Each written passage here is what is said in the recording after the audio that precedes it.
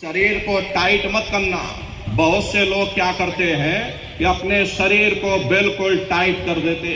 यदि आप अपने शरीर को टाइट कर दोगे तो शरीर आपका थक जाएगा, फिर शरीर ढीला पड़ जाएगा। इसलिए पहले से ही अपने शरीर को बिल्कुल ढीला छोड़ देना, आंखों को धीरे से बंद कर देना, इन आंखों पर भी कोई जोर मत देना।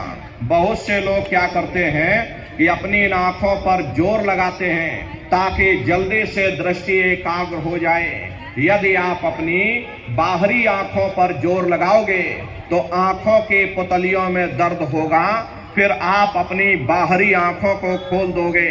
इन बाहरी आंखों का यहाँ पर कोई मतलब नहीं है। जैसे सोते समय धीरे से आंख को बंद करते हो, ऐसे धीरे से आंख को बंद कर लेना। अंतर में सामने देखिएगा, सामने आपको अंधेरा दिखाई पड़ेगा, बस उसी अंधेरे को आप देखते रहिएगा। उस समय किसी के बारे में सोचना नहीं, किसी के बारे में विचार मत करिएगा। शरीर को बिल्कुल हिलाना डुलाना नहीं, शून्य हो करके सामने अंधेरे को देखते रहो। देखते देखते देखते देखते आपकी दृष्टि अंधेरे में रुक जाएगी, और जैसे ही आपकी दृष्टि उस अंधेरे में एकाग्र होगी तो सुई की नोक के बराबर बड़ा चमकीला बिंदु होगा, तारे की तरह चमकेगा, वो सामने आपको दिखाई पड़ जाएगा। जब वो चमकदार बिंदु सामने दिखाई पड़ जाए तब आप अपनी दृष्टि को उस बिंदु पर एकाग्र करिएगा। जब आप अपनी दृष्टि बिंदु पर एकाग्र कर लोगे तो वही बिंदु दरवाजा है, वो दरवाजा खुल जाएगा, ये शिव नेत्र खुल जाएगा, ये दिव्य दृष्टि खुल जाएगी और आप दरवाजे के अंदर दाखिल हो जाओगे। एक बार प्रेमी भाई बहनों ये दिव्य दृष्टि खुल जाए, फिर क्या भूत, क्या भविष्य और क्या वर्तमान, कोई भेद आपसे गुप्त नहीं रहेगा। लाखों वर्ष पहले क्या हुआ था, भविष्य में क्या होने वाला, आप बैठ करके सब कुछ देख सकते हो। तो यह है ध्यान करने का तरीका। और तीसरा है भजन। भजन कहते हो शब्द को सुनना, उस नाम को सुनना, उस आवाज को सुनना जो मालिक के घर से आवाज आ रही। तो कैसे भजन करोगे जरा अच्छी तरह से समझिएगा। ये दोनों उंगली कानों में डाल करके ये कानों को बंद कर लेना। कान इसीलिए बंद किए जाते हैं ताकि बाहर की कोई आवाज हमको सुनाई ना पड़े। अपनी सुविधा से बैठिएगा, कुर्सी पर चाहे कुर्सी पर बैठ जाओ, सोफे पर चाहे सोफे पर बैठ जाना, या कोई तकिया इस तरह से रख लेना और दोनों कोहनी यहाँ रख करके दोनों उंगली कानों में डाल करके ये कानों को बंद कर लेना। बहुत सी हमारी माताएं बहनें हैं, बूढ़े बुजुर्ग हैं, आपके घुटनों में दर्द होता है, रीढ़ की हड्डी में दर्द होता, आप बैठ करके भजन नहीं कर पाते हो तो आप लेट करके भजन करिएगा। ऐसे सीधे लेट जाना और लेटे लेटे आंख और कान को बंद कर लेना। मतलब तो आंख और कान को बंद करना है, चाहे आप लेट कर करो या चाहे आप बैठ करके करो। यही कहा गया कि आंख कान मुख बंद कराओ, अनहद झिंगा शब्द सुनाओ। यानी पहले अपनी आंख को बंद करो, अपने मुख को बंद करो, दोनों उंगली कानों में डाल करके ये कानों को बंद कर लो और ऊंचे से ऊंचा ध्यान दे करके उस आवाज को सुनने की कोशिश करो। प्रेमी भाई बहनों, जब आप अपने कानों को बंद करके ऊंचा ध्यान दे करके सुनोगे तो आपको ऐसा अनुभव होगा कि कहीं सीटी जैसी आवाज हमारे कानों में गूंज रही। टी, इस तरह से सीटी जैसी आवाज शुरू में आप सभी को सुनाई पड़ेगी। शाम को अपने अपने घरों में जाकर बैठिएगा, ये कानों को बंद कर लेना, जरा गौर से सुनिएगा तो सीटी जैसी आवाज आपको सुनाई पड़ेगी। करना कुछ नहीं है, लेटे हो चाहे बैठे हो, बस आप उस आवाज को सुनते रहना और सुनते सुनते उसी में लीन हो जाओ। जब आप उसमें लीन हो जाओगे तो कुछ समय बाद में दोबारा आपको अनुभव होगा कि कहीं बड़ी दूर से एक महीन आवाज, घंटे और शंख की आवाज हमारे कानों में गूंज रही। जैसे मंदिरों में घंटियां बजती हैं, टन टन टन, इसी तरह घंटे और शंख की आवाज सुनाई पड़ेगी। उसी घंटे शंख की आवाज को महात्माओं ने शब्द कहा। अरे आपके धर्म पुस्तकों में लिखा है कि पोथी पढ़ पढ़ जगमुआ, पंडित भया न कोई, 2.5 अक्षर प्रेम का, पढ़े सो पंडित होई। दुनिया वाले कहते हैं कि 2.5 अक्षर का मतलब प्रेम है। प्रेम नहीं है, प्रेम में तो मात्रा लगी हुई। यहाँ पर जिस 2.5 अक्षर का वर्णन उन महात्माओं ने किया वो है शब्द शा, आदा, बा और दा। उसी शब्द को महात्माओं ने नाम कहा। कलयुग केवल नाम यधारा, सुमेर सुमेर नर उतरहि पारा। कलयुग में केवल नाम का आधार है। वो नाम तुम्हारे अंदर दिन और रात धुनकारे दे रहा। तो उसी घंटे शंख की आवाज को महात्माओं ने शब्द या नाम कहा। उसी को मुसलमान फकीरों ने कलमा कहा। उसी को ईसा मसीह साहब ने वर्ड या लागस कहा। उसी को गुरु नानक साहब ने अनहद वाणी कहा। चीन में जो महात्मा हुए उन्होंने इसको ताओ कहकर याद किया और हिंदू महात्माओं ने इसे देववाणी, आकाशवाणी कहकर याद किया। उन अलग अलग महात्माओं ने अपनी अपनी भाषा में हम लोगों को समझाने की कोशिश की कि भाई वो घंटे शंख की आवाज तुम्हारे सबके अंदर गूंज रही, वो आपको सुनाई पड़ेगी। लेकिन शुरुआती समय में आपको ऐसा मालूम पड़ेगा कि कहीं बड़े दूर पर घंटियां बज रही, टन टन टन, लेकिन सुनाई हरेक को पड़ेगी। प्रेमी भाई बहनों, जब घंटे शंख की आवाज आपको सुनाई पड़ने लग जाए तब आप सीटी की आवाज को छोड़ देना और घंटे शंख की आवाज को पकड़ लेना। उसको आप सुनने लग जाना। जब आप उसको सुनने लग जाओगे तो वो आवाज धीरे धीरे बढ़ना शुरू होगी और बढ़ते बढ़ते इस कदर बढ़ेगी कि आपके रोम रोम में घंटे और शंख की आवाज गूंजने लग जाएगी। बड़ी घनघोर आवाज होती है, बड़े मधुर वो आवाज होती। ये जो दुनिया के संगीत आप सुनते हो, उस रूहानी संगीत के सामने ये दुनिया के संगीत कुछ नहीं है। जब आप उस रूहानी संगीत को सुनोगे, इतना भारी आनंद आपके ऊपर छा जाएगा, इतनी खुशी आपको होगी, ऐसा नशा आपके ऊपर चढ़ जाएगा, इतना आप उस आवाज में खो जाओगे कि आप सारी दुनिया को भूल जाओगे। हरे प्रेमी भाई बहनों, शंकर भगवान को वही नशा चढ़ा था। शंकर भगवान कोई गांजा भांग नहीं पीते थे। ये तो हमने आपने शंकर भगवान को बदनाम कर दिया कि शंकर भगवान गांजा भांग पीते थे, चलो हम भी गांजा भांग पिएंगे। लेकिन नर नारियों, शंकर भगवान ने कभी गांजा भांग नहीं पिया।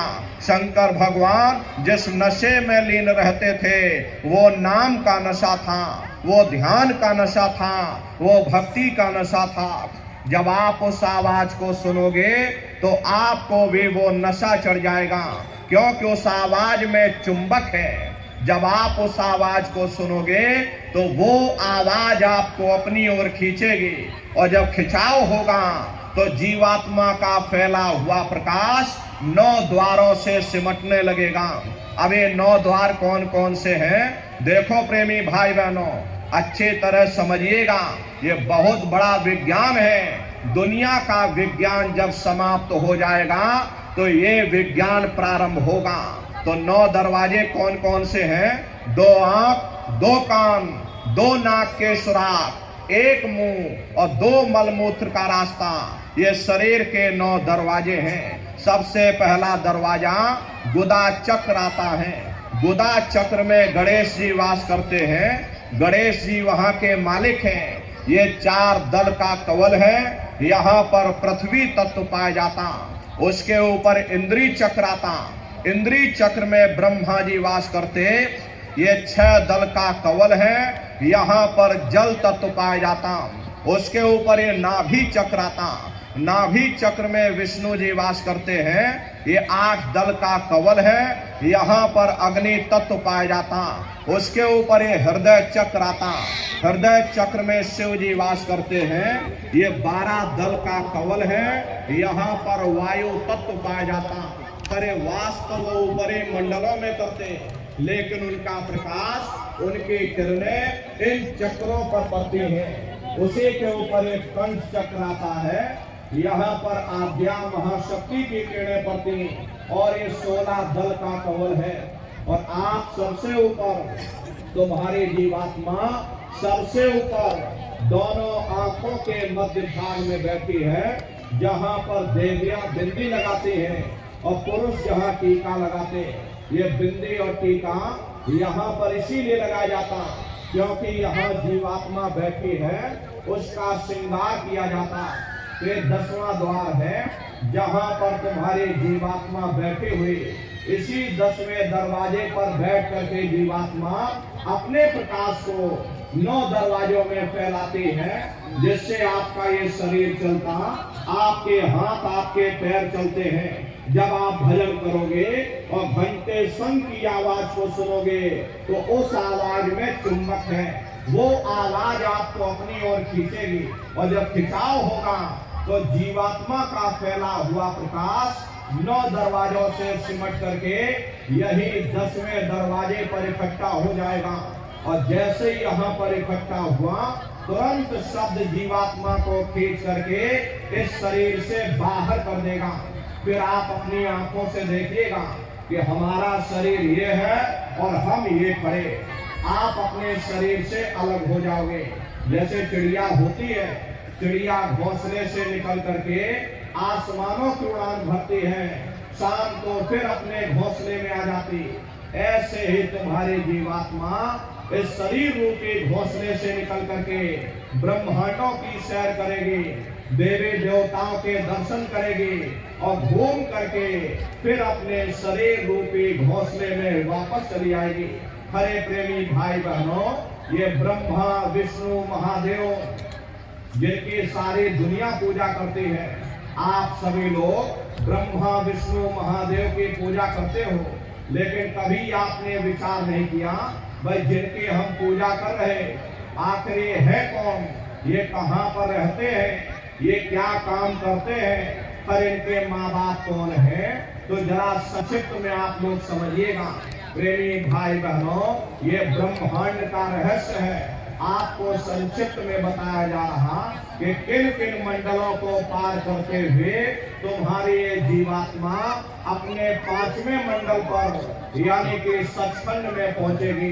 प्रेमी भाई बहनों, जब आप भजन करोगे और घंटे शंख की आवाज को पकड़ करके शरीर रूपी घोंसले से जब बाहर निकल जाओगे तो उसी घंटे शंख की आवाज को पकड़कर यही जीवात्मा फिर ब्रह्मांडों की चढ़ाई करती है।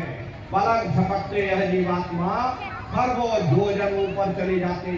ये सूरज चांद सितारों को पार करने के बाद सबसे पहले जो आपको लोक मिलेगा उसे महात्माओं ने शिव लोक कहा।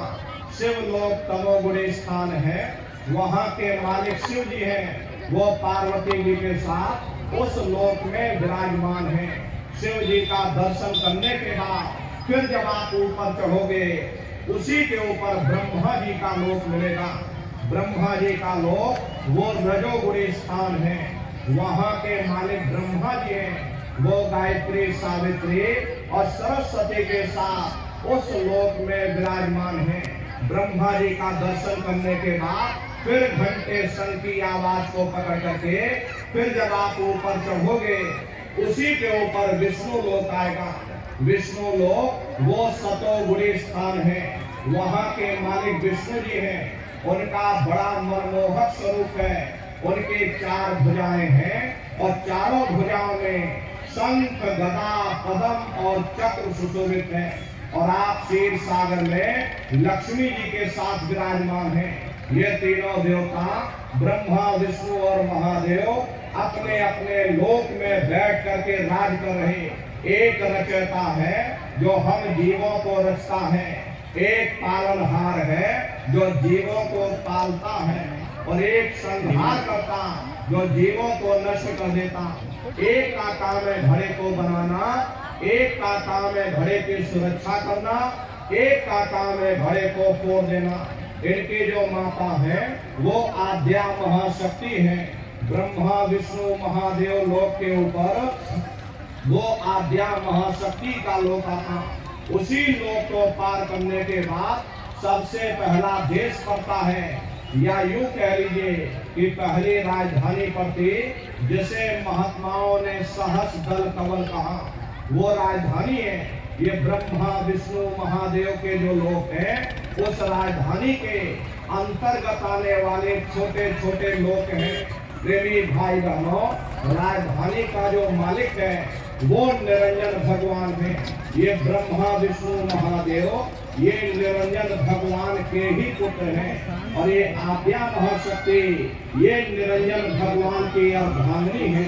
निरंजन भगवान स्वयं तीनों लोकों के मालिक हैं। उन्हीं को त्रिलोकीनाथ कहा गया।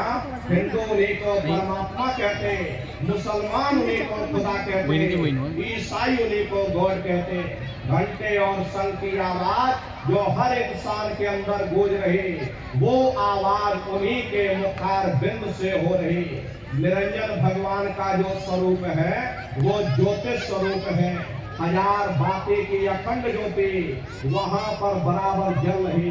हम आप मंदिरों में ज्योत जलाते हैं, इस ज्योत में तेल की जरूरत पड़ती, बाती की जरूरत पड़ती, लेकिन वो अखंड ज्योति ऐसी है जिसमें ना तेल की जरूरत है और ना बाती की जरूरत है। पलटू साहब ने जिक्र किया कि उल्टा कुआं गगन में तिसमें जरे चिराग, तिसमें जरे चिराग, बिना रोगन बिन बाती, और छह ऋतु 12 मास जब रहे दिन राती। सतगुर मिले जो होए ताहि की नजर में आवे, और बिन सतगुर नहीं कोई वाह को दर्शावे। वो अखंड ज्योति ऐसी है जिससे पूरा ब्रह्मांड प्रकाशवान हो रहा। जितनी भी अवतारी शक्तियां आई, राम आए, राम को वहीं से नीचे उतारा गया। इसीलिए उस देश को अयोध्या नगरी भी कहा जाता। और जितने देवी देवता ब्रह्मा विष्णु महादेव आदि की उत्पत्ति वहीं से हुई। वहां के धनी का दर्शन करने के बाद फिर तुम्हारी जीवात्मा दूसरे मंडल के शब्द को पकड़ करके दूसरे मंडल की चढ़ाई करेगी। शाम तज श्वेत को गहना, सुरत को तान धुन सुनना, और बंक के द्वार धस बैठो, और त्रिकुटी जाए कर लेना। उसी के ऊपर दूसरा देश आता है जिसे महात्माओं ने त्रिकुटी देश कहा। वहां के जो मालिक हैं वो ब्रह्म है। वहीं से मन और माया की उत्पत्ति हुई। वहीं से तीन गुण, रजोगुण तमोगुण सतोगुण, तीनों गुणों की उत्पत्ति वहीं से हुई। ये जो आपके वेद हैं, वेदों को सारी दुनिया पढ़ती है। वेदों की भी उत्पत्ति उसी स्थान से हुई है। अरे महात्मा कहते हैं कि त्रिकुटी महल में विद्या सारा, हर हर गरजे बजे नगारा, और लाल वर्ण सूरज उजियारा। वहां पर दो धुने, बादलों की गर्जन और मृदंग की आवाज आगे जाके उस लोक में गूंजती रहती है। जैसे पहले स्थान पर निरंजन भगवान के देश में घंटे और शंख की आवाज गूंजती, ऐसे ही दूसरे मंडल पर यानी कि ब्रह्म के देश में बादलों की गर्जन और मृदंग वहां पर बजता रहता। ओम का जाप उठ के जाना उस जगह से। ब्रह्म का जो स्वरूप है लाल, जूता खोल ले, मैं देखता हूँ। कुछ नहीं, ऐसे लाखों लाख सूर्य इकट्ठे करोगे तो वहां का एक सूर्य बनेगा। ब्रह्म का जो स्वरूप है वो सुबह के लाल सूर्य के समान है। इसीलिए वहां का पूरा ब्रह्मांड लाल है। जहां तक आपकी निगाह जाएगी ब्रह्म देश में चारों तरफ आपको लाल ही लाल नजर आएगा। अरे महात्मा जब साधना करके वहां पहुंचे तभी महात्माओं ने लिख दिया, लाली मेरे लाल की जित देखो लाल, और लाली देखन में गई और मैं भी हो गई लाल। वो पूरा ब्रह्मांड ही लाल है। जितने साधक वहां पहुंच जाते हैं जो स्वरूप है वो पूर्णमासी के चंद्रमा के समान बड़ा ही मनमोहक स्वरूप है। इसी स्थान पर प्रेमी भाई बहनों एक बहुत बड़ा अमृत का सरोवर बना, जैसे महात्माओं ने मान सरोवर कहा। जब तुम्हारी ये जीवात्मा उस मान सरोवर में स्नान कर लेगी तो जन्म जन्मांतरों के मैले पाप कर्म साफ हो जाएंगे। अरे यहाँ के पानी से तुम्हारे कर्मों की सफाई नहीं होने वाली, ये